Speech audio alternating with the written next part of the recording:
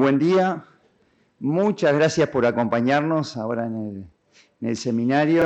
Muchas caras conocidas, algunos que no veía hace tiempo, así que un gusto tenerlos a todos acá acompañándonos.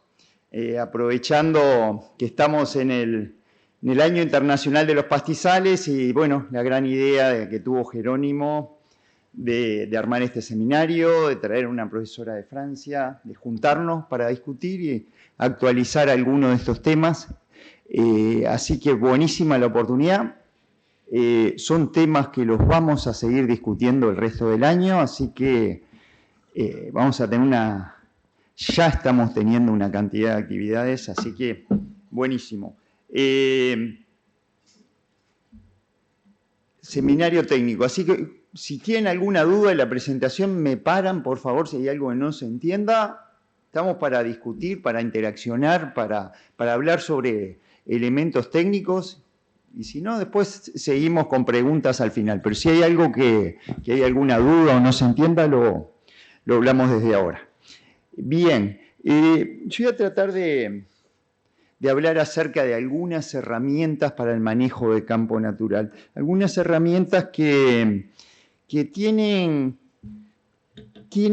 creo que cada vez más uso en los sistemas de producción. Cuando hablamos del tema de campo natural, si íbamos a 25 o 30 años atrás, el campo natural, la investigación estaba pensando en los 80, en los 90, en herramientas para sustituirlo, en herramientas para cambiar ese recurso por otro más productivo. Hoy estamos viendo cómo optimizar el manejo para que los sistemas sean más sostenibles y productivos. Pero si nos fijamos en cómo se toman las decisiones de manejo, hoy en día las decisiones de manejo se toman muchas veces en base a la experiencia y a la intuición de los productores. Y aquí vamos con todo esto de las herramientas de manejo, a generar nuevas herramientas, nuevas alternativas de producción y que las decisiones esas de manejo se tomen con datos atrás, se tomen con información, se tomen con monitoreo y que podamos tener cada vez, desde el punto de vista técnico, sistemas cada vez más fuertes, sistemas que cada vez desde el punto de vista técnico tengamos elementos como para decir, bueno, sistemas de producción sostenible en base a datos y en base a herramientas. Esa es la apuesta que tenemos, una apuesta que es a muy largo plazo, pero vamos en ese camino, que esas herramientas nos ayuden a manejar mejor el campo natural. Así que vamos en esa línea, generar herramientas que nos ayuden a tomar decisiones. Y bueno, vamos a ver qué herramientas tenemos. ¿Qué herramientas? Si hablamos de sistemas basados en campo natural, vamos a ver herramientas. Siempre vamos a buscar herramientas que sean simples, prácticas y fáciles de usar.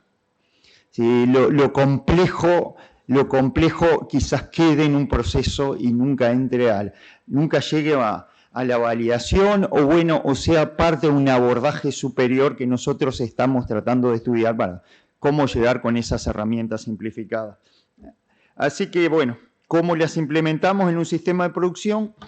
Y acá solo algo muy general. Cuando hablamos de herramientas, Uruguay va perdiendo algunas herramientas y ojalá que esas herramientas no las terminemos viendo en un zoológico. Esa herramienta es el ovino en los sistemas de producción, que lo estamos perdiendo. Y ojalá que no sea parte de una caricatura. Allá está la gente del Zulca, así que me está aplaudiendo allá atrás.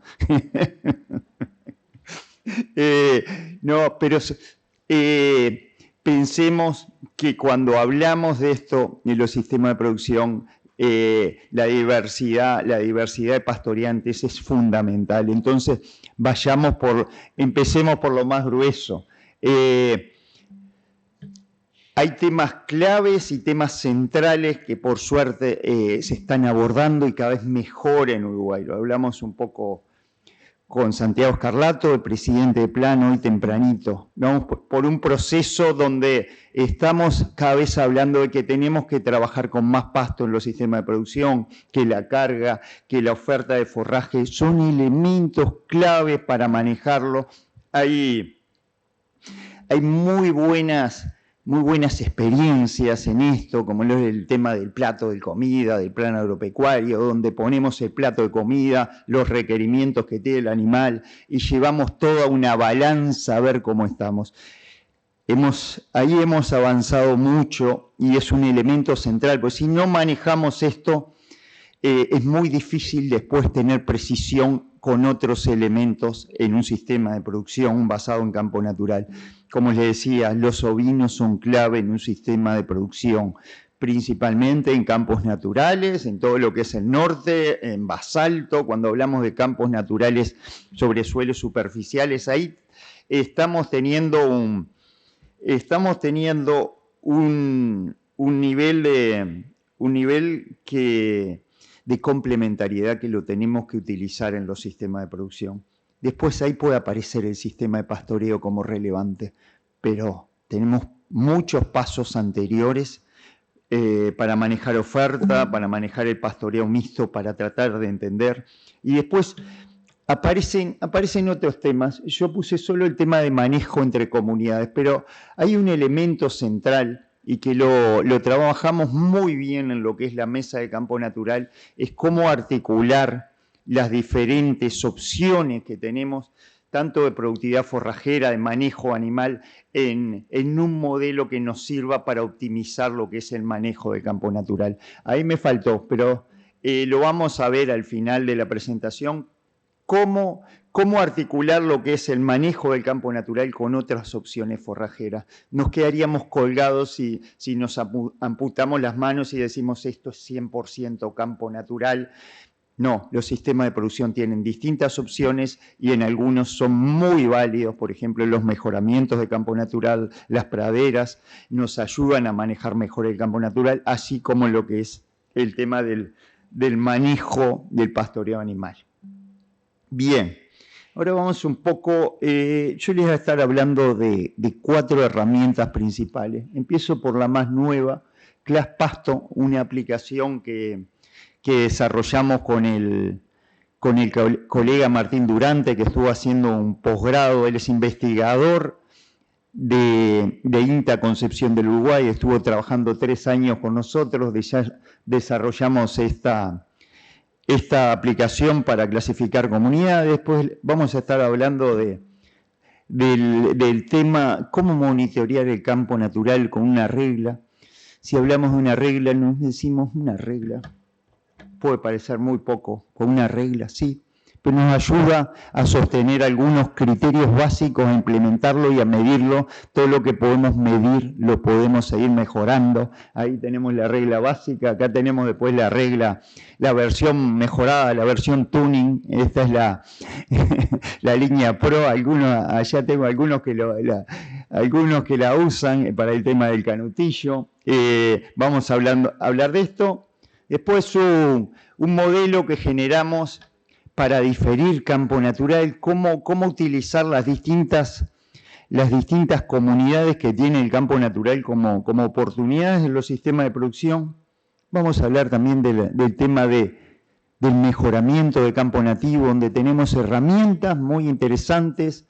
Ahí estuvimos conversando un poquito con Rafa, actualizando un poquito los datos. Vamos a ver algo de datos productivos y sobre todo un modelo para tomar decisiones para que esos mejoramientos sigan siendo mejoramientos por décadas y no entrar en una fase de degradación de los mejoramientos.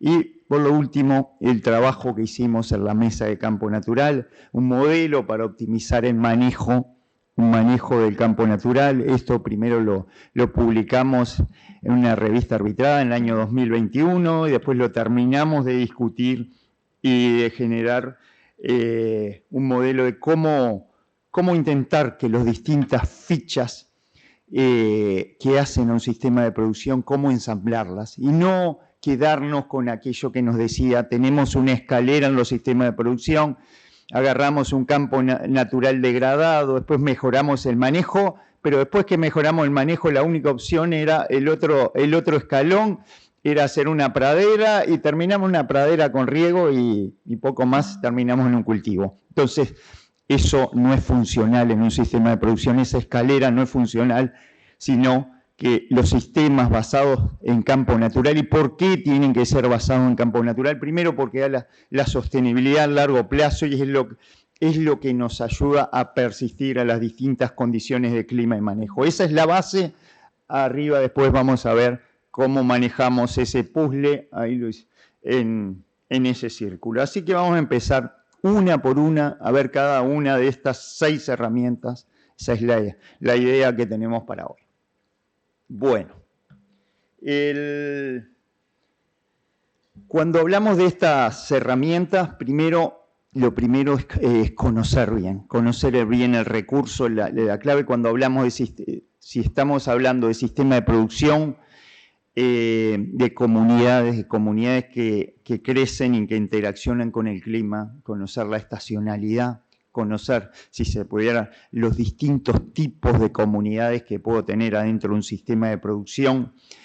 Eso me va a permitir tener objetivos más claros, porque yo, si entiendo cómo son las curvas de crecimiento, la variación de esas curvas de crecimiento en años lluviosos, en años secos, acuérdense que estamos hablando de sequía 2, 3 años atrás y ahora al revés, nos dicen un año súper lluvioso, el niño súper Godzilla. Pasamos de la super niña al super niño en 4 años. Entonces, el ambiente climático cambia, pero tenemos que conocer cómo esos recursos se comportan.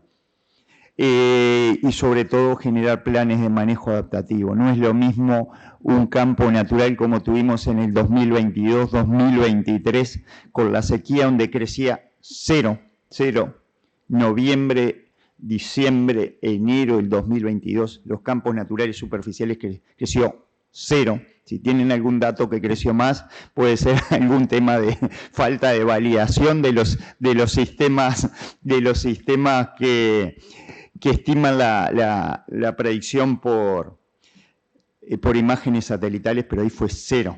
Y estamos hablando de que quizás 4 años después estemos hablando de que vamos a tener niveles de forraje récord, niveles de pasto sumamente excesivos. Y bueno, cómo manejar esa variabilidad en el tiempo es clave, tanto cuando falta como cuando sobra pasto. Y para eso fundamental conocer las distintas herramientas de monitoreo, manejarlas en un sistema de producción y sobre todo tomar esas decisiones de manejo en tiempo y forma. Y creo que cada vez son claves porque quizás hace varios años atrás decíamos, bueno, la ganadería no rinde y la ganadería ahora está en un momento espectacular. Pero bueno, en ese momento espectacular que tenemos ahora de la ganadería, tomar decisiones en tiempo y forma es clave en el manejo. Bueno, vamos a ver cada una entonces de esas herramientas en el manejo. Lo primero, cuando miramos un campo y vemos el campo, decimos, bueno, esto es un campo precioso de basalto. Tenemos miles y miles de hectáreas así, pero cuando lo vemos ya más en lo más cercano decimos, bueno, acá podemos separar suelos superficiales, acá podemos entender los suelos profundos y decimos, bueno, son superficies, áreas que tienen primero especies distintas, especies dominantes distintas, responden distinto al manejo y podríamos tener una configuración distinta. Entonces acá lo que tenemos es un campo de oportunidades, pero tenemos que buscar cómo separar esas oportunidades. Y para eso fue que, con la gran ayuda que tuvimos de Martín Durante, creamos Class Pasto. Es una aplicación que nos permite separar áreas de campo natural, esas áreas se corresponden con comunidades. Bueno, todo el que la quiera encontrar, nos permite pasar de aquello que el campo natural era uno solo a intentar generar un manejo por ambiente, un manejo de precisión del campo natural. Se las pasamos a todos los que quieran, pero la dirección es esta. Pronto lo vamos a pasar a una dirección ya de Iña Gras. Pero es una herramienta muy simple, muy fácil, que nos permite a cada uno de nosotros configurar potreros y ver esos potreros de esta forma. Acá, solo para ver cómo funciona. Primero dibujamos, es mucho más fácil trabajarlo en la computadora, ya les digo que en el celular, porque el celular es muy chiquito. Dibujamos un potrero, en ese potrero seleccionamos una serie de criterios. Primero marcamos el polígono nosotros si queremos tener, si es un potrero, si es una parte de potrero, si es una sección que nosotros, de esos potreros que nosotros queremos tomar decisiones de manejo. Esto es fundamental cuando estamos pensando en empotrerar, estamos pensando en dividir el manejo. Bueno, entendamos cómo es la variabilidad de estos sistemas de producción. Lo primero que tenemos que marcar, entonces, primero es el polígono, después le marcamos un periodo. Yo quiero que me analices la producción. Ahí puse el día de hoy, el 10 de agosto. Analízame cómo fue la producción para atrás en 4 periodos. 4 periodos y esos 3 meses. Así que del año anterior, clasificame 4, tomame de cada imagen. Esto está hecho en imágenes Sentinel, son imágenes de satélites que pasan cada 5 días, entonces los agrupa cada 3 meses, agrupa todas esas imágenes en el área que le puse cada 3 meses. Después de que lo agrupa cada 3 meses, me junta los 4 últimos periodos, las 4 estaciones del último año, y yo le puedo pedir que me lo arme acá, le pedí que me lo arme en 3 clases, pero le puedo pedir 2, 4, 5 clases, las clases que yo quiera. Lo puedo hacer anual, esto se puede hacer hasta el año 2018. Yo le puedo pedir anual que me lo clasifique hasta el año 2018.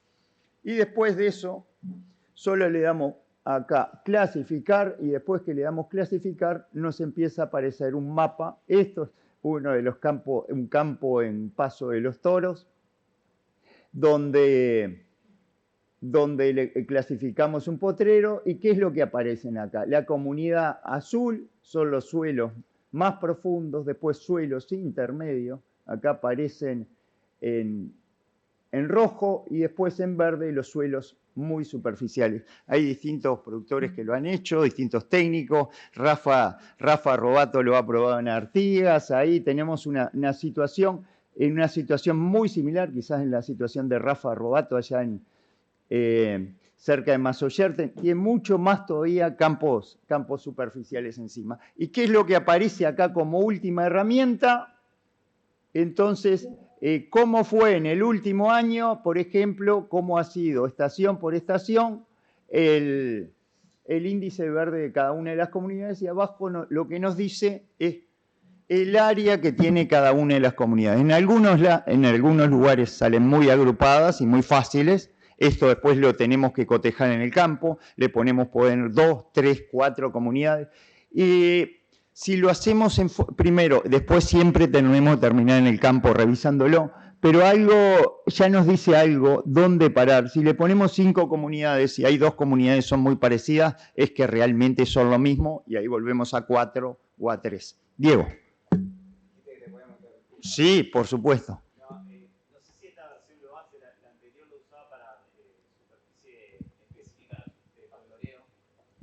Si esta versión permite separar, por ejemplo, superficie de pastoreo en lugares, por ejemplo, donde hay monte o mucho monte de abrigo, para separar, porque es como, no es comunidades, pero es como un pasito más atrás, pero yo antes la usaba para eso, no sé si sirve todavía. Sí. Lo primero que va a aparecer como distinto, acá prácticamente no hay en monte. Si hay un monte va a aparecer un cuadro verde y todo distinto, y va a aparecer el recuadro. Entonces, ahí en esos casos te conviene subir una comunidad. ¿Cómo va a aparecer un monte? Un monte... Opa. Bueno, se me quedó esto. Acá. Un monte va a aparecer el índice verde prácticamente no va a variar nada con las estaciones. Entonces, si tenemos un monte, nos permite separarlo de eso, y ahí nos conviene justamente buscar algo que nos separe el monte del campo natural más productivo. Pero eso lo tenemos que ver y la forma de verlo es con el gráfico que vamos a manejar. Ahora voy a presentar justamente una simulación que hicimos tenemos casi todos los productores acá, en lo de Pepe Dutra. Esto lo hicimos para cuando hicimos una visita por el Día del Campo Natural, 3 años atrás, donde había un potrero que teníamos y bueno, ¿cómo utilizábamos un potrero donde teníamos comunidades? Suelos de basalto, suelos de arena y teníamos hasta un poquito de montes acá arriba. Acá la superficie de montes la separó, que es el bosque. Acá tenemos un gran cerro, acá suelos de basalto.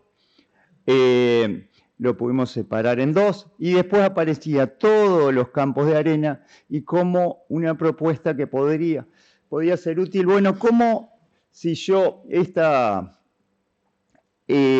primer zona yo la podía separar, subdividir y generar, por ejemplo, un sistema de pastoreo rotativo muy intenso como los que tiene Pepe, hacer pastoreo diario, complementado con una zona de reserva al lado. Son potreros más grandes, un poquito más grandes que los que ya tiene Pepe. Acá al lado estaban los sistemas ya de silvopastoreo. Y bueno, esto era una opción.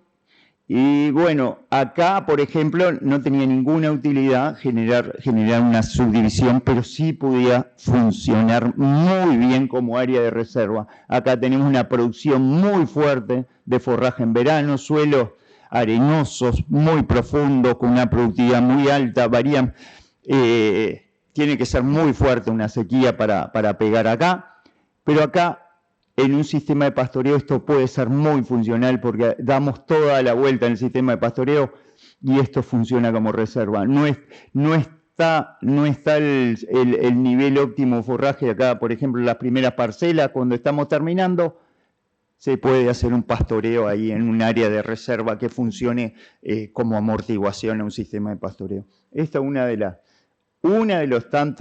las tantas formas que tenemos de utilizar en esa información. Acá nos permitió hacerlo con cinco clases de manejo.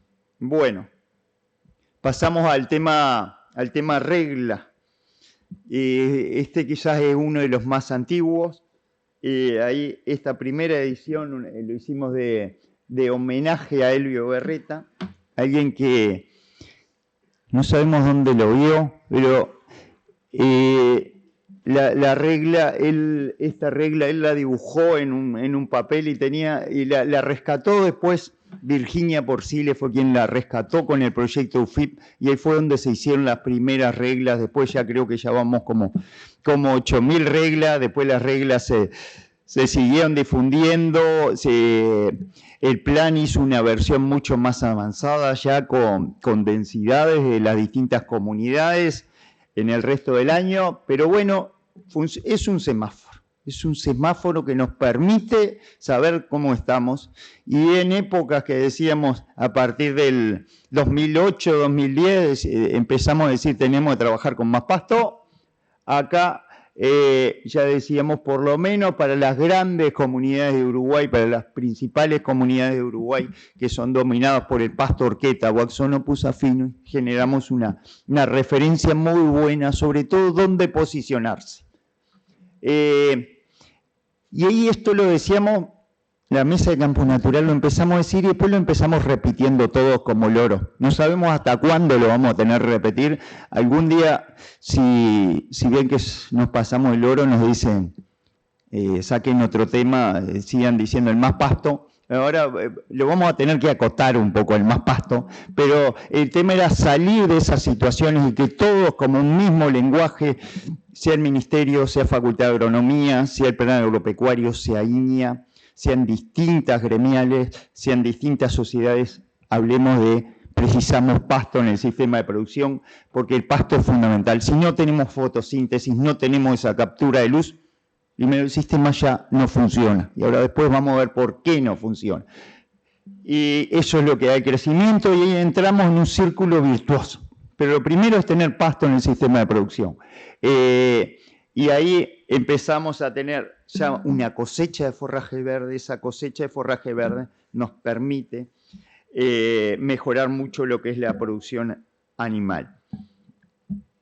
Ahí vamos a ver dos trabajitos distintos. Esto es un trabajo que lo hicimos en Glencoe, comparamos todas las mejores primaveras. Esto es un experimento de largo plazo que tuvimos y comparamos las mejores primaveras que teníamos tanto en un campo sin fertilizar como en uno fertilizado.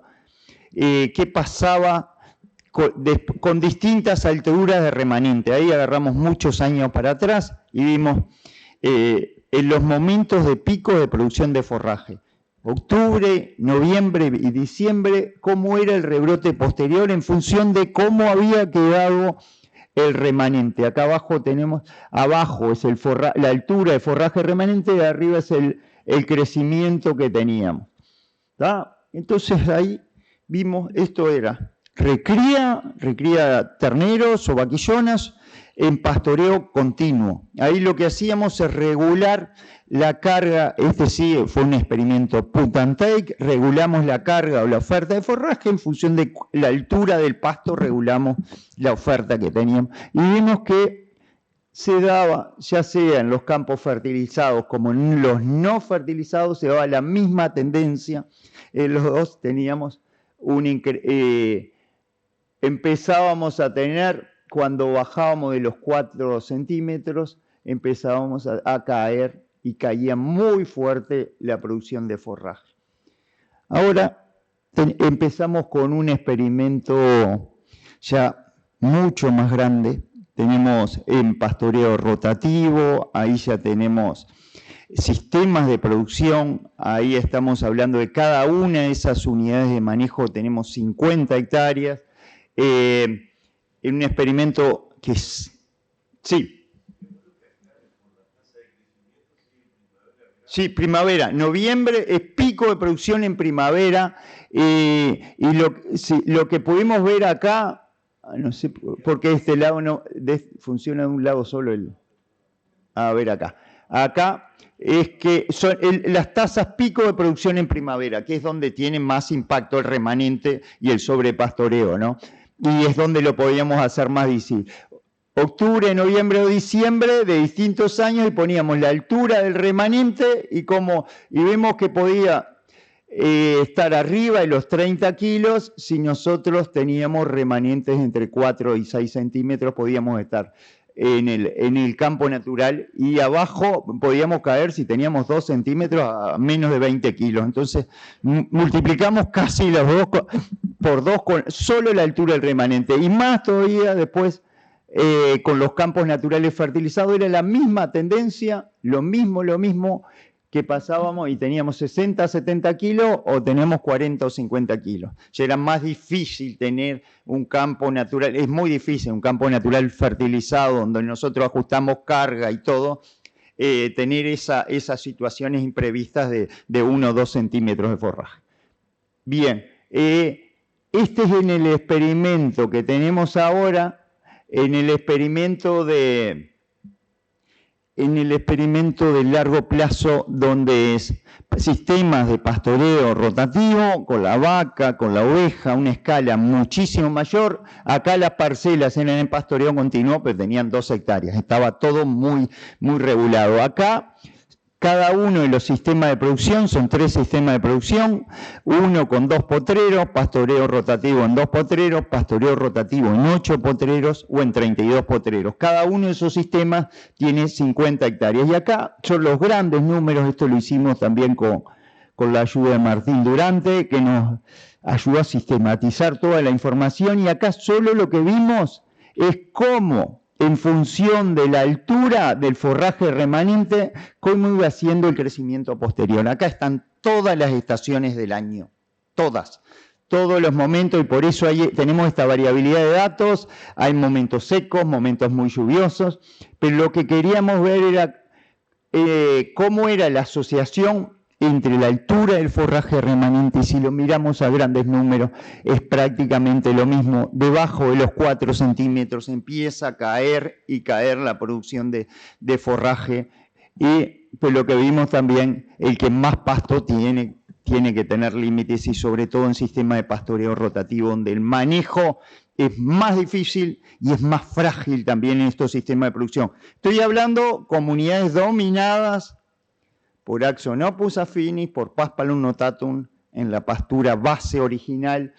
¿Qué pasa esto? No quiere decir que lo podamos llevar al 100% de Uruguay, pero suelos intermedio basalto va a pasar esto. Y quizás en muchos lugares donde sean esas las especies dominantes, va a pasar esto. Que tenemos esta relación, bajamos de esos 4 centímetros y la reducción va a ser imponente. Pero lo que vimos también, y tenemos que empezar a entender también, es que en sistema de pastoreo rotativo quizás ese margen empiece a ser más fino y esas decisiones empiecen a ser más críticas. Estamos manejando oferta de forraje, pastoreo, y si vamos a verlo, primero, antes que Pablo Soca me diga algo, el pastoreo siempre es rotativo, no hay ninguna vaca que esté comiendo nada todo el tiempo. El pastoreo siempre es rotativo. Lo único que hacemos con los sistemas es tener la carga rotativa. La carga la tenemos continuo o rotativo. El pastoreo va a ser siempre rotativo en los sistemas de producción. Lo que hacemos es manejar periodos de descanso en estos sistemas. Así que años separados, estos dos son en lugares de basalto, pero prácticamente con sistema de pastoreo continuo o rotativo, las respuestas son similares. Nos falta entender mucho qué es lo que pasa cuando nos pasamos en producción de forraje respecto a eso, sobre todo en sistemas de pastoreo, rotativo. Parece también tener una cuando estamos arriba de 7, 8 centímetros, parece tener una caída muy importante después. Precisamos mucho más datos para terminar de entender eso. Pero la respuesta, tenemos que trabajar con pasto y bueno, debajo de esos 4 centímetros el campo natural lo siente y muy fuerte. Bueno, esto lo vamos a ver y entonces de ahí a esto que desarrolló Elvio en esa primera imagen fue fundamental. Entrar con pasto en los sistemas de producción nos permite tener una cosecha muy buena de forraje, pero nos tenemos que acordar siempre de esto. El animal va a capturar el 40, el 50% de lo que tiene en una defoliación, en la segunda defoliación y en la tercera defoliación. Si nosotros entramos en un sistema de pastoreo rotativo con 10, 11 centímetros y salimos con 1 centímetro, quizás lo que ganamos acá en esta primera defoliación lo vamos a perder totalmente después. Entonces, quedémonos con esos criterios. Nosotros tenemos que evaluar también la cosecha de forraje. Acá tuvimos la tesis de Fiorella Casulli trabajando en Glencoe, viendo en qué momento, cuando teníamos una mezcla de comunidades, cuándo pasaban de una comunidad a otra. Y le llevó que cuando teníamos muchas comunidades, quizás cuando la comunidad pasaban el 70% de la comunidad preferida, pastoreada, ahí pasaban a la segunda comunidad. Eso cuando había una diferencia muy grande en cuanto a la preferencia de los animales, ahí recién pasaban a una segunda comunidad o a sobrepastorear la primera comunidad. Si hoy nos vamos a sistemas de pastoreo rotativo, quizás se tendrían hasta que achicar las líneas, y es muy difícil. Es muy difícil en estos sistemas de producción tener esos números tan chiquitos de entrada y salida. Si decimos, bueno, hagamos algo con sistema, y hoy estaríamos, sobre esas comunidades estaríamos entrando acá, debajo de los entre 7 y 10 centímetros y saliendo acá. Es como el manejo de precisión que nos gustaría tener, pero acuérdense que tenemos generalmente en pastoreo rotativo, tenemos más carga animal para optimizar la cosecha de forraje. Entonces, ¿qué hacemos cuando no llueve en el sistema de producción y se detiene la producción de forraje? ¿Qué hacemos con la estacionalidad? Entonces ahí es fundamental el manejo de la carga, las entradas y salidas, de animales o tener otros recursos forrajeros, si no, hay estos sistemas, o manejar condición corporal de los animales. No nos queda otra, ahí no podemos hacer magia con la estacionalidad de la producción. Entonces, bueno, esta información también la podemos usar para ajustarla, tener ajustes estacionales. Esto es un ejemplo de cómo lo usamos en los sistemas de pastoreo en el experimento de largo plazo en el ENCOE. Son 50 hectáreas y cada una es como si fuera un predio independiente. ¿Cómo usamos esta información? Bueno, si yo estoy con altura de forraje más de 6 centímetros en el sistema de producción, una primavera, estoy arrancando con más de 6 centímetros, estoy de 4 a 6, bueno, acá quizás tendría, si estoy entrando una primavera, podría tener buenas condiciones para aumentar carga. ¿Puedo hacer diferimiento, 15, un 20% de diferimiento en el área? ¿Puedo? También eso. Y bueno, ¿y cómo arrancamos? También empiezan a aparecer, considerar factores ambientales. Empezar a ser muy importante considerarlo. Porque yo puedo decir, bueno, arranco la primavera con por lo menos 6 centímetros de pasto, sé que voy a poder diferir, pues si estoy arrancando una primavera, pero ¿cómo viene la condición corporal de las vacas de cría? ¿Yo los puedo exigir o no puedo exigir más, con más carga? Y sobre todo, cómo nos vienen los meses para adelante. Prácticamente los coeficientes de variación pasan a ser el doble de octubre a marzo que de abril a septiembre. De abril a septiembre ya podemos predecir muy bien lo que nos va a pasar. Ahí cuando nos piden curvas promedio de producción de forraje, les podemos decir, sí, van a andar muy cerca. Entre abril y septiembre no le van a errar a la producción. Después, si le hablamos de octubre a marzo, ahí es una rifa totalmente. Entonces, ahí quizás ubiquémonos y usemos también la información que hay para decir, nos ubicamos arriba, nos ubicamos en el medio o nos ubicamos abajo en los niveles previstos que tenemos de producción de forraje. Entonces, usemos la altura del pasto, usemos la condición de diferimiento, pero empiezan a aparecer factores que son claves para decir, arriesgamos o no arriesgamos, necesitamos o no necesitamos más carga animal. Esto es nomás que lo hicimos también para el experimento de largo plazo, lo hicimos con Diego Llorelo, cuando estuvo trabajando acá en Iña. Lo único, nos pusimos una meta de altura de pasto, una altura promedio que nos pusimos que tenía que tener en el sistema y en función del consumo, la densidad de forraje, tratamos de ver cuándo es una calculadora de carga, cuánto podría estar aumentando un sistema de producción si le estaban sobrando 1,2 centímetros de pasto en promedio en el sistema en un último año. Y bueno, y si después vamos a indicadores prácticos, hay un técnico con un productor, bueno, ¿cómo podemos estar hablando esto del punto de vista más grueso? Es decir, ¿cómo trabajamos con pasto? Y bueno, si no llegamos nunca en la primavera, si no llegamos al verde, un sistema que no está en el verde en primavera está funcionando mal. Hay posibilidad de choque en esa esquina. Es un sistema que está trabajando con mucho menos posibilidades de lo que le da el potencial de producción. Se tienen que ver los pastos. Estamos hablando de un sistema muy diverso. Las mejores especies de invierno tienen que florecer en primavera. Si no, está funcionando mal el sistema de producción. Si no estoy en el verde, no están floreciendo bromus, estipa y algunos paspalum, voy a estar con un problema, estoy pasado de carga. Si estoy pasado de carga, no puedo reservar pasto y ahí el sistema empieza en un engranaje negativo. Y si estoy pasado de carga, dependo muchísimo más del clima, voy a tener en el fondo menos capacidad de carga porque voy a estar pastoreando con remanentes post-pastoreo abajo de esos 4 centímetros, entonces ya estar produciendo menos pasto, y va a ser menos producción y sistema mucho menos sostenible en el sistema, y cualquier sequía nos puede estar o llevándonos a suplementar o llevándonos a tomar decisiones de manejo aceleradas en cuanto para mantener la condición de cría de la vaca o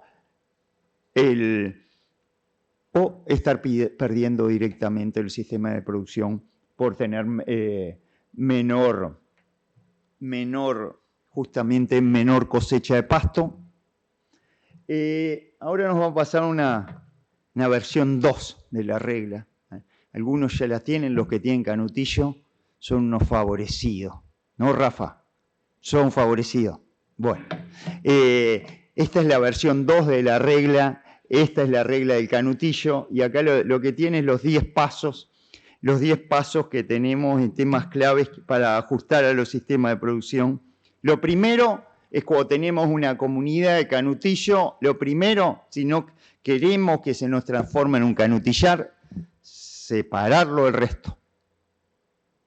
La gran diferencia, separarlo del resto hace que pase a ser un cañaveral de canutillo. Podemos tener dos opciones, un cañaveral de canutillo o un sobrepastoreo de canutillo. Cualquiera de las dos es muy poco productiva. No sé con cuál me quedo, no me quedo con ninguna, porque en cualquiera de los dos tenemos pérdida. En la primera no tenemos cosecha de forraje, produce forraje en el medio de las cañas.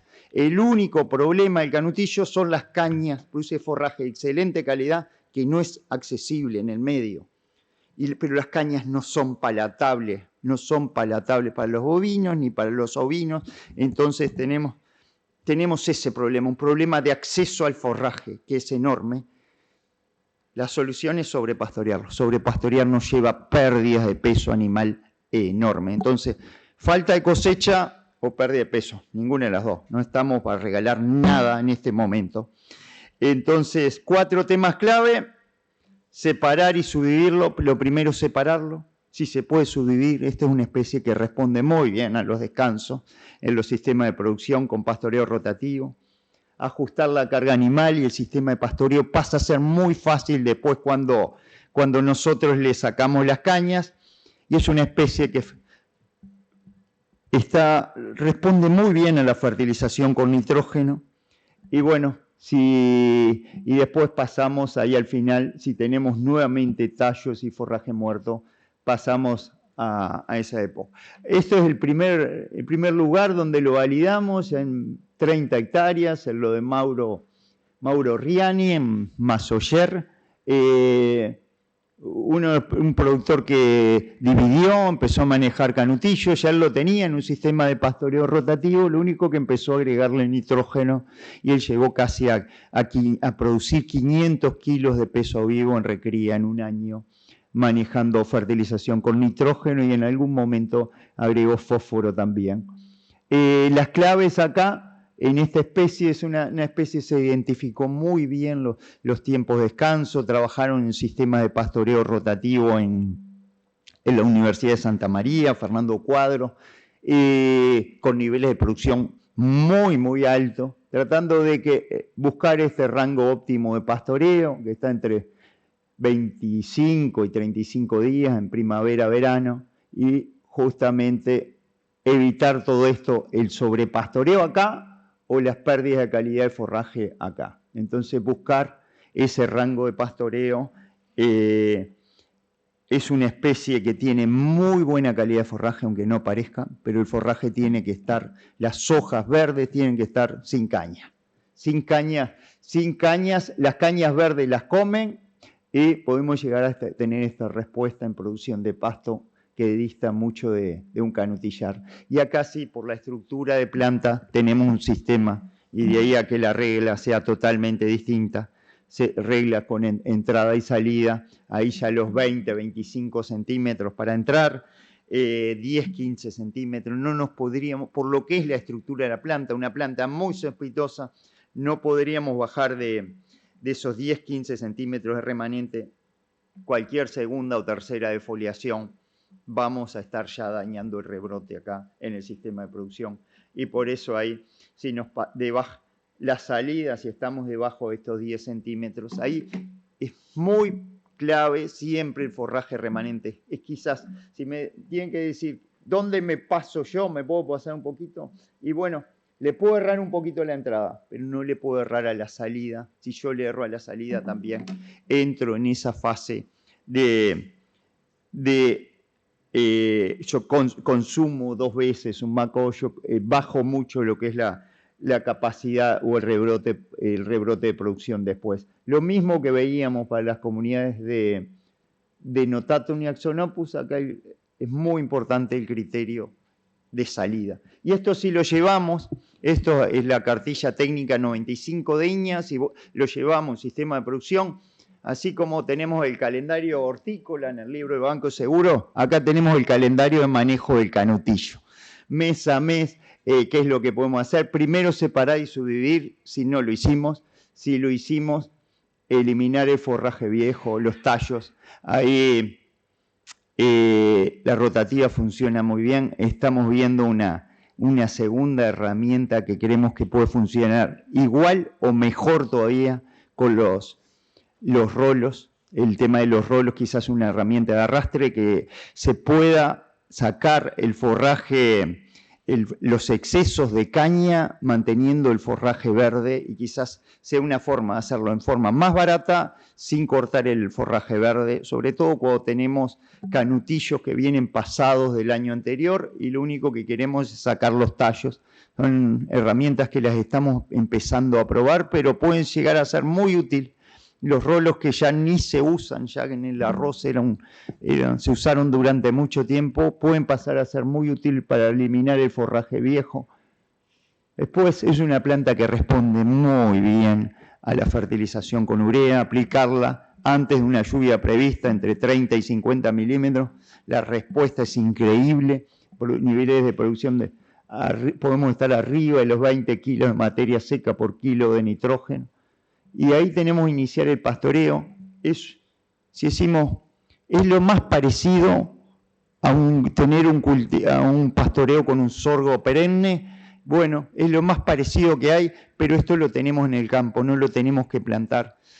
El forraje que da en invierno es muy poco. Si queremos lo pastoreamos, o podríamos hasta no pastorearlo en invierno, no va a cambiar nada en el sistema de producción, pero sí después los pastoreos con descanso podemos tener una muy buena respuesta, y sobre todo si tenemos ese monitoreo de pasto donde tratamos de entrar y salir entre los verdes de este semáforo. Y bueno, hay productores que han analizado nutrientes, refertilizado. El productor que ya fertilizó una vez con nitrógeno, en algunos casos la segunda fertilización ya puede tener una respuesta y más importante. Acá hay otro otro técnico que trabajó allá en Cerro Largo y está sacando fotos. Rafa, trabajamos con esto en sistema en Cerro Largo. Rafael Santa Cruz, Rafa Robato, Pepe acá en Tacuarembó, pero todos sistemas que están en potreros chicos, pastoreos rotativos, y bueno, ahí da. Y sobre todo después, si es necesario para el año siguiente, controlar tallo, y ahí seguimos en el sistema de producción. Bueno, vamos rápido con otras herramientas que pueden ser de manejo, pero pueden ser muy importantes. Como si fuera un banco el campo. Si yo tengo distintas comunidades, hay comunidades que son muy útiles para diferir, y sobre todo cuando se nos pasa de producción el campo, ahí yo tengo comunidades que yo puedo pastorearlas y puedo seguir cosechando forraje verde, y otras comunidades donde yo las puedo diferir y ahí puedo utilizarlas ya como seguro para el verano. Y sobre todo si hay algún potrero que viene muy mal, que fue muy castigado, que sabemos que viene degradado, es el momento para dejarlo en banco de semillas. Acá tuvimos experimentos con muchas, con 6 especies principales. Acá está con Paspalum notatum, donde íbamos de 20 días, 40, 60, 80, 120 días, íbamos viendo cómo evolucionaba el crecimiento y sobre todo el valor nutricional, para ver cómo podíamos ajustar esos periodos de diferimiento en distintas especies. Lo hicimos con 6 especies y eso nos llevó primero a entender que empezar por potreros chicos con los que menos se endurecen. En primavera, aquellos potreros que sabemos que llegan con agua al verano y que no pierden la calidad. Y después tener cuidado de no usar campos que vienen con sobrepastoreo, pues si veníamos con un campo sobrepastoreado vamos a tener exceso, nos va a faltar respuesta para producir forraje, pero sí lo que precisamos es tener un pastoreo con altas cargas al inicio del diferimiento. Si vamos a hacer un diferimiento ahora de octubre a diciembre, de octubre a enero, tenemos que tener un pastoreo intenso previo para no pasar sino forraje de escasa calidad de un momento del año al otro. Bueno, y eso, trabajando ahí con distintas, varias especies, vimos que si nosotros podemos identificar esas comunidades, hay especies que prácticamente las podemos agrupar en cuanto a su respuesta. Acá vimos que Coelorraquis, Paspalum dilatatum, el pasto miel o el pasto cadena, tiene una respuesta similar y que podríamos hacer solo diferimientos, pero muy, muy cortos. Los podríamos de octubre, pero fin de noviembre, diciembre, los tendríamos que pastorear, porque si no pierden calidad. Y sobre todo el Paspalum implicatulum. El Paspalum implicatulum, si nosotros lo dejamos pasar, es un problema y se nos acopla después con áreas de no pastoreo que pierden calidad, y después es una de las especies que desde el punto de vista de valor nutricional es quizás la que más sufren los efectos de las heladas. Entonces, tengamos cuidado, si están estas, los diferimientos tienen que ser muy cortos. El canutillo, si le sacamos los tallos, podemos hacer diferimientos más largos, lo podemos llegar hasta fin de diciembre, si arrancamos en octubre, y después, si llegamos a tener potreros con invernales, ahí tenemos un as en la manga. Pueden joder un poquito las flechillas, pero es forraje de calidad. Quizás las tasas de crecimiento son bajas, pero nos permite llevar forraje hasta enero, febrero, si llegamos a tener bromus o estipa en el sistema de producción, como especie, aunque sean subdominantes, porque ahí pierden muy poca calidad de forraje. La transferencia de la calidad de forraje, lo que va perdiendo calidad es muy poco.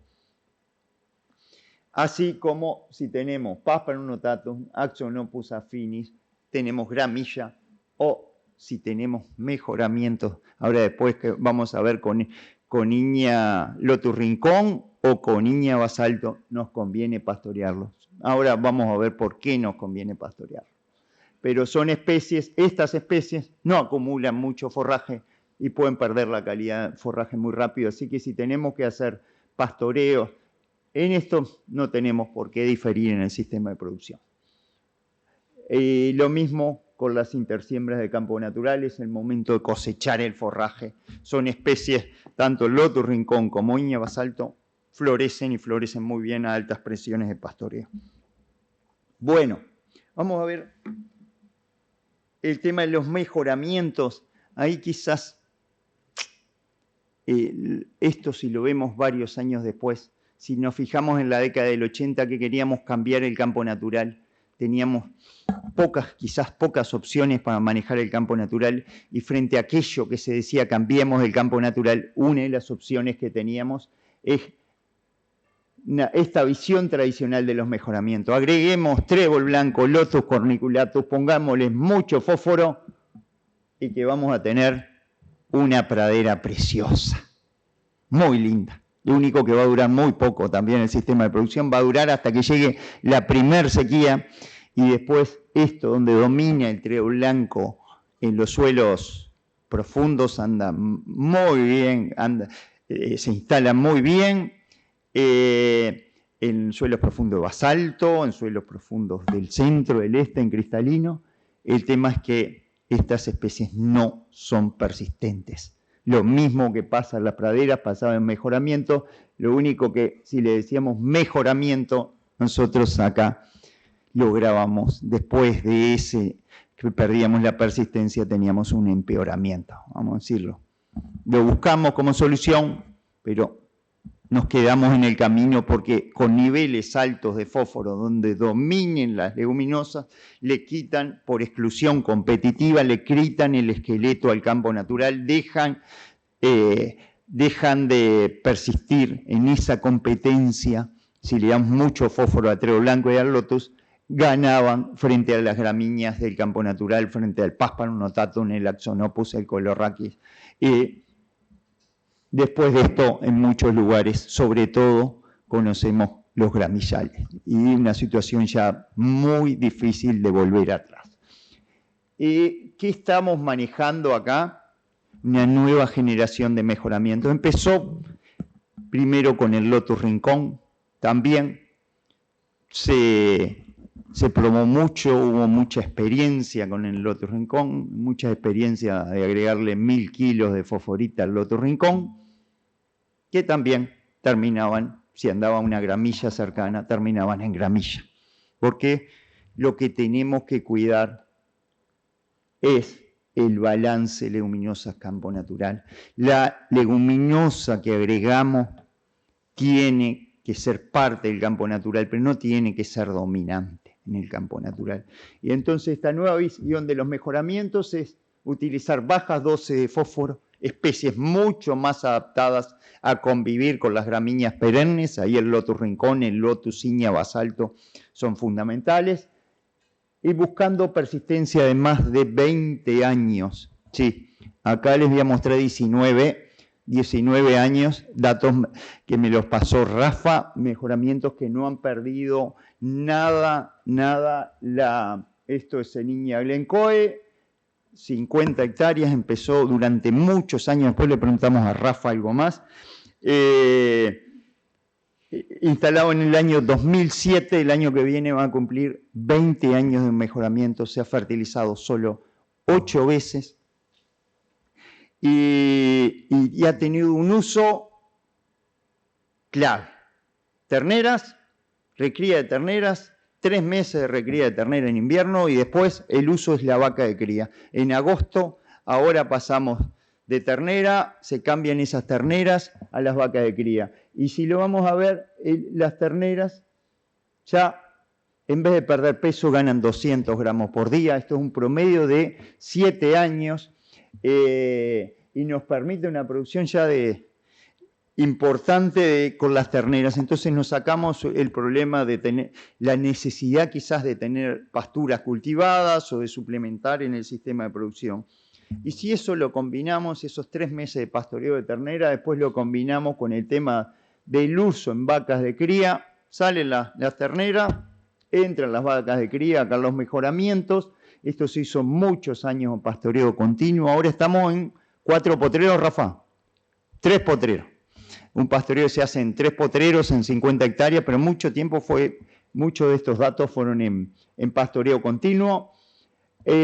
Ahí el tema de esas vacas de cría, logramos niveles de preñez arriba del 92%, un sistema muy simple, muy simple. Una vaca de cría, así como teníamos 2 terneras en invierno, una vaca de cría en primavera. Bien fácil, una vaca de cría por hectárea. Y ahí llegamos, si vamos a mirarlo, la producción total por hectárea, llegamos a tener el promedio de los últimos 7 años, 185 kilos de peso vivo por hectárea. Hay productores que lo están aplicando y quizás lo hacen igual o mejor que nosotros. Está Rafa allá, después le pedimos a Rafa cómo lo aplica en sistemas de producción de él y donde él trabaja como asesor también. Sí. Uy, a ver, ¿quién me ayuda? Glencoe, Coniat, de esto. Ah, esto es 50 hectáreas y la mayoría superficial. 63. Suelos superficiales, sí. Hay alguna mezcla con algún suelo profundo, pero tiene muchas partes de piedra también. Lo podemos llegar a algo bastante representativo de lo que es el basalto. Pero tenemos una herramienta muy linda donde podemos pasar a un sistema de producción muy estable con eso. 2 terneras en otoño y una vaca por hectárea en primavera. Y si miramos, yo le pregunté a Rafa, miramos cuál fue el rango, siempre Rafa hablaba que producía mucho y yo decía que había que cuidarnos, entonces nos peleábamos en toda la jornada que había. Somos amigos, entonces podíamos hacer eso. Y con eso llegamos a un buen sistema de que había que fertilizarlo poco y dejarlo semillar, y nunca en ninguno de los años pasó el 50% de producción. Sin duda que se va a mover, porque en un año post sequía va a haber mucho más lotus que en un año, después de un año lluvioso, pero nunca, si 20% fue el promedio que tuvimos de lotus, y ellos lo monitorean y lo miden muy bien en cobertura de la producción de forraje. Entonces, es una especie más, nos ayuda a salir del bache invernal, le da calidad el forraje y aporta algo de nitrógeno que después es optimizado por todas las gramíneas de campo natural en primavera y verano. Y generamos este modelito que para tomar algunas decisiones de manejo. Nosotros, idealmente, en un campo natural mejorado con lotus anuales, tendríamos que andar entre un 20 y un 30% de leguminosas en promedio. La especie dominante no podría ser nunca la leguminosa. Si tenemos arriba el 50% de leguminosa, se nos quiebra el sistema de producción, empezamos a tener, nos mandan la foto y nos dicen, qué divino el mejoramiento. ¿Cómo estará eso en el verano, después de ese lotus? Porque se muere el lotus. Y acá estamos hablando con especies anuales y entonces lo mejor es que estén integradas en el sistema de producción. Acá van a durar poco las gramíneas con este nivel de competencia y es muy probable que pasemos acá a una situación de gramillal y volver para atrás. Yo le diría que puede llevar muchísimos años y si no décadas también, volver para atrás a un sistema de campo natural. Entonces tengamos mucho cuidado, mucho tiempo se dijo eso de los 1000 kilos de fosforita por hectárea, yo no lo recomendaría en lo más mínimo. Y si hoy pudiéramos hablar de niveles, y busquémonos a niveles de fósforo, y yo diría, hoy hablamos con Rafa de los niveles de fósforo, nunca pasarnos, estar en ese rango de 8 o 10 partes por millón de fósforo, sería lo que nos permitiría, son subdosis de fósforo. Acá no pretendemos maximizar la respuesta a la leguminosa, sino tratar de esos 3, 4 que puede tener un campo natural, llevarlo a 7, 8, y eso quizás nos esté llevando a que lo tengamos que fertilizar cada 3 años. Es más fácil quizás tener más área de mejoramiento que perder el área después acá. Y bueno, ¿qué factores están incidiendo? Acá prácticamente yo no conozco ninguna vuelta atrás de un gramillal a un campo natural, por lo menos en el corto plazo. Tener mucho cuidado con el fertilizante fosfatado. No es necesario dejar semillar. Allá tengo el pichón allá dejando semillarlo. No es necesario. Algunos no nos creen, pero bajo pastoreo intenso, semillan igual, y de semilla que dura muchos años, semillas duras, tienen estos tipos de lotus. El pastoreo vino, cuando estamos empezando a tener, si vemos que un año se nos va, tenemos 50, que se nos va el lotus, el pastoreo vino es una muy buena herramienta para traerlo para atrás. Pastoreo selectivo nos va a cuidar las gramíneas y va a ser justamente, antes que se nos pase, usemos el pastoreo vino. Y lo otro que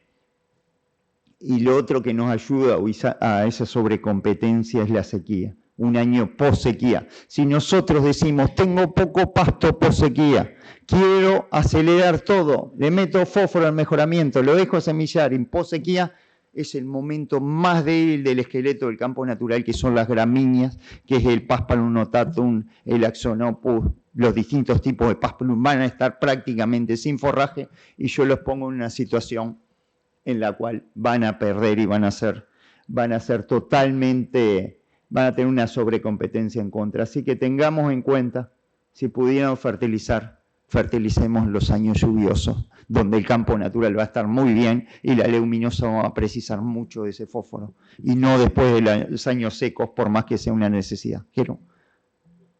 Dale. Me muevo.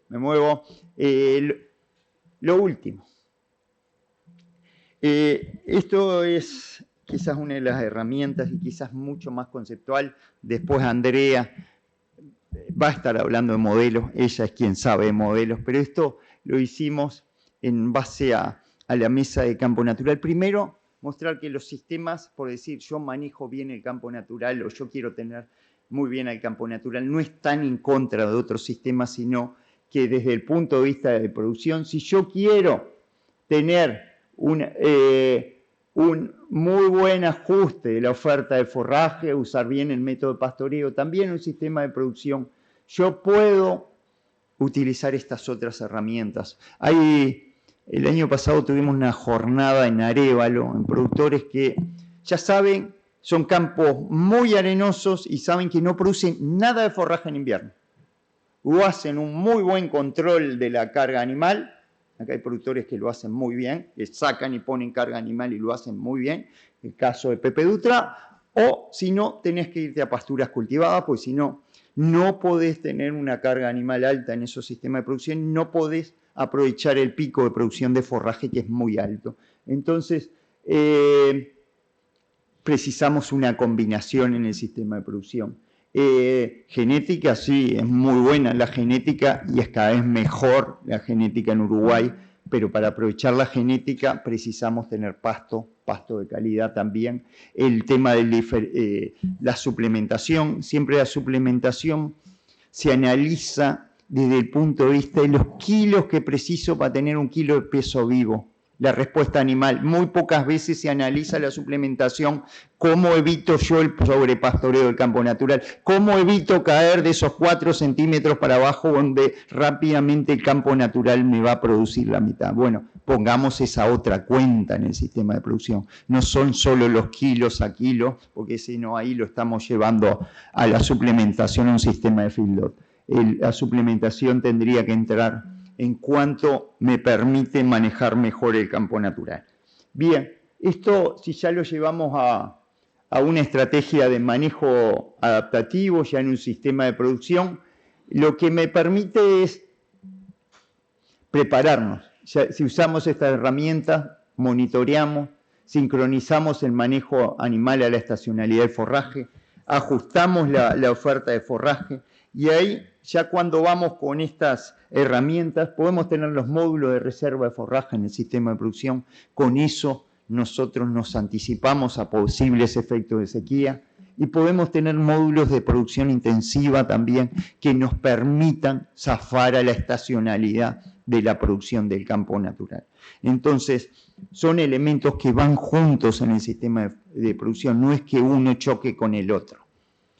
Y bueno, si viene una sequía, tengo reservas, puedo tener un manejo nutricional mucho mejor de los animales, sobre todo si uso el suplemento también para no caer en el sobrepastoreo, y sobre todo me permite también hacer un balance sobre los animales y tener distintos stocks de calidad de forraje para ir viendo con las distintas categorías animales. Esto, si lo llevamos ya a una síntesis, el uso de esta herramienta, esto lo hicimos con Maneco está por allá atrás, lo hicimos, que nos permite, por un lado, si usamos estas herramientas, tener un mejor ajuste de la oferta de forraje, si combinamos con mejoramiento, prácticamente se llega a entorar todas las vaquillonas a los 2 años, más vacas entoradas o más vacas para reemplazo.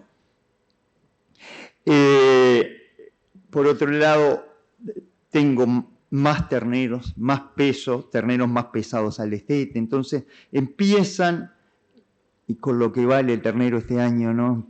Empiezan a tener un significado económico muy fuerte en los sistemas de producción, y que es lo que nos permiten también, manejándolas con criterio, tener sistemas de producción más sustentables.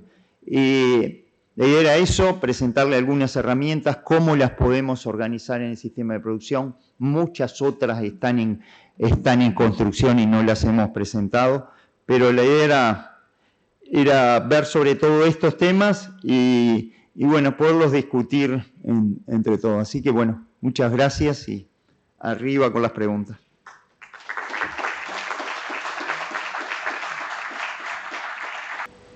Gracias, Martín, por la presentación y por actualizarnos en estas herramientas. Antes del corte, tenemos unos minutos para hacer preguntas que pueden ir surgiendo ahora o a lo largo de la mañana. pero si alguno ya tiene alguna, vamos avanzando. Le pido que para facilitar se presente quién es y de dónde viene, para tener una idea de conocernos más los que estamos participando.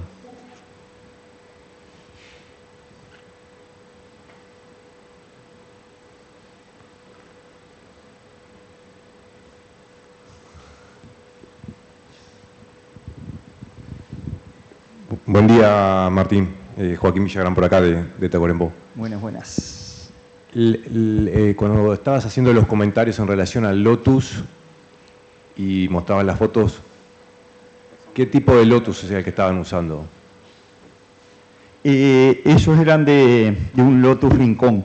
Primero, hay distintas sensibilidades de las comunidades. Si diría, ¿cuáles comunidades se pierden y se pierden más fácil en Uruguay? Ya son las comunidades del este. ¿Por qué? Porque ya tienen casi que gramilla, es parte de esos sistemas de producción. Del este, del cristalino, el centro y este. Ya primero, quizás las gramíneas que hay no estén en una estructura tan fuerte y hay gramilla, hay algo de gramilla. Es difícil encontrar un sistema que no tenga 1, 2, 3% de una gramilla cuando analiza un potrero. Entonces hay como que está el disparador. No hemos visto esos cambios. Ojo, se han perdido muchas pasturas, potrero blanco y Lotus agregándole excesos de fósforo en el norte. Tenemos algunos ejemplos y ejemplos nuestros de INEA, pero bueno, son mucho más sensibles esas pasturas a ser perdidas en los sistemas del este, es donde tendríamos que tener distintos cuidados. Y quizás ahí pasarte de un 40% tenés un riesgo enorme por el espacio que dejas y si tenés todavía una especie que te va a aprovechar todo ese nitrógeno y utilizarlo. Pero bueno, se pueden tener mejoramientos del Lotus Rincón que sean muy estables con el campo natural, con un poquito más de cuidado, o Lotus Basalto también, con mucho cuidado en lo que es la aplicación de fósforo. Yo diría, seamos machetes ahí en el fósforo, que los mejoramientos van a durar mucho más en el tiempo. No, el mejoramiento no es para capturar todo en un año, sino una inversión que lo hacemos en muy largo plazo. No sé si respondí.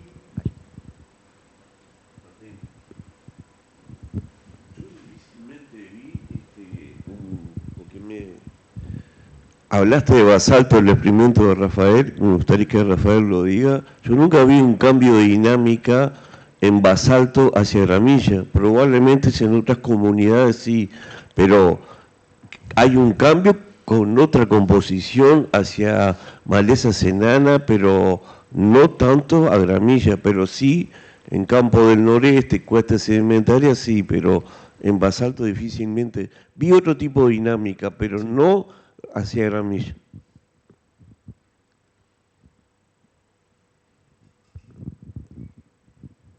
Sí, tal cual, Ítalo, es lo que decís. En general, por suerte, no tenemos el problema de gramilla en basalto tan presente, excepto en porteras y demás, o lugares muy, muy puntuales, pero cuando se da la degradación lo que ves es un dominio de malezas enanas. Y aclaro una cosita, sí. Aclaro una cosita de la pregunta de Joaquín. Los datos de producción de promedio de 8 años que presentó Martín ahí son con mejoramiento con Lotus Iña Basalto, que son los datos generados en Glencore. Son de Iña Basalto todos esos datos. Una cosita. Está bueno, como seminario técnico, sí, dale. la información nueva que tenemos. O sea, está bien, y eso me toca muy de cerca, está bien el concepto grande de, bueno, en el basalto los mejoramientos no evolucionan a gramillales. Como gran concepto general, perfecto. Pero no quiere decir que en los campos mejorados no hay gramilla.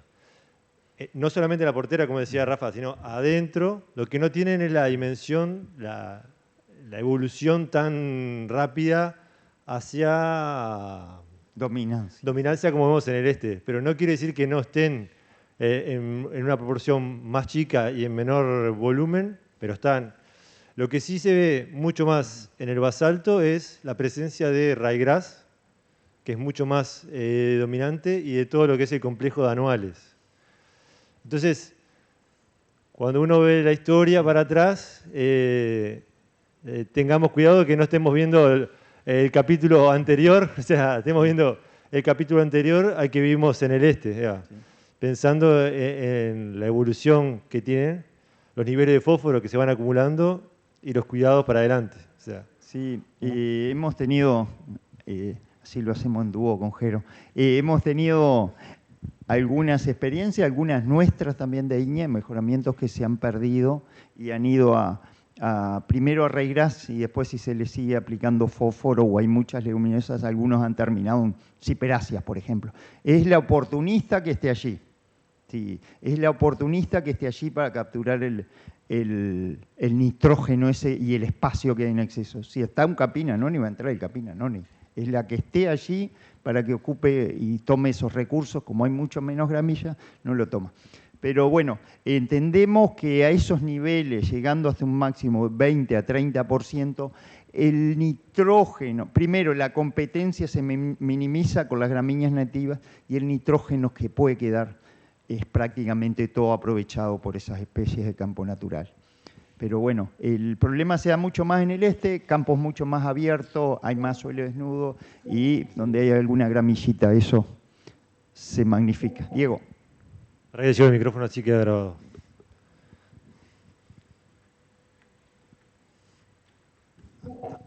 Buen día, Diego Michelini de Facultad de Agronomía. Martín, te quería consultar a ver si te acordás de memoria a qué nivel de proteína llegan las especies en los diferimientos, ¿no? Comentaste primero Plicatulum dilatatum y no me acuerdo cuál, y después las siguientes.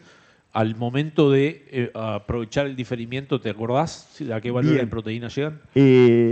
Estos primeros que mostré eran todos ensayos en baldes y hicimos hubo una tesis de doctorado que evaluó ahí cómo era la evolución de la digestibilidad y de la proteína. Lo que veíamos es que a niveles críticos, justamente pocas especies pasaban de ese 6% ahí. Cuando llegas a un 6% ahí no hay vuelta, porque ahí el rumen se queda, se inmoviliza.